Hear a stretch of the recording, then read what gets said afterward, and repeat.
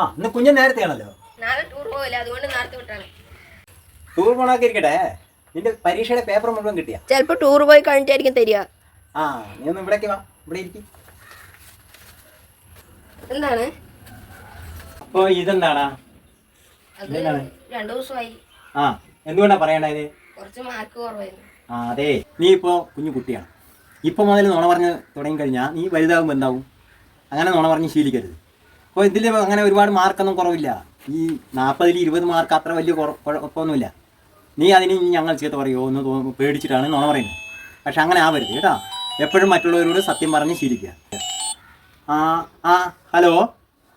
ആ അയ്യോ കേട്ടോ, അതെ ഞാൻ ഇപ്പോൾ വീട്ടിലില്ല, തൃശ്ശൂർ മെഡിക്കൽ കോളേജിലാണ്. ആ എൻ്റെ അച്ഛൻ്റെ അമ്മയാണേ ഐസിയുയിൽ കിടക്കണം. ഇത്തിരി സീരിയസ് ആണ്, അതാണ്. ഒരാഴ്ച ആവും ഞാൻ ഇവിടെ നിന്ന് വരാൻ. ആ ശരി ശരി. ആ അപ്പോൾ കുഞ്ഞാ പറഞ്ഞാൽ മനസ്സിലായി? അതെനിക്ക് ആരോടും നമ്മളങ്ങനെ നുണ പറയാൻ പാടില്ല. അതെ, ആദ്യം നിങ്ങൾ നേരാവ്, എന്നിട്ട് മതി അവനെ ഉപദേശിക്കില്ലേ. നിങ്ങളിപ്പോ പറഞ്ഞതൊന്നും നുണയല്ലേ ഫോണില്? അത് പിന്നെ ഒരു സാഹചര്യമല്ല, വലിയവരിനെ കണ്ടിട്ടാണ് മക്കൾ വളരുന്നത്. ആദ്യം നമ്മൾ നേരായിട്ട് വേണം മക്കളെ ഉപദേശിച്ച് നേരെയാക്കാൻ. സോറി കുഞ്ഞാ.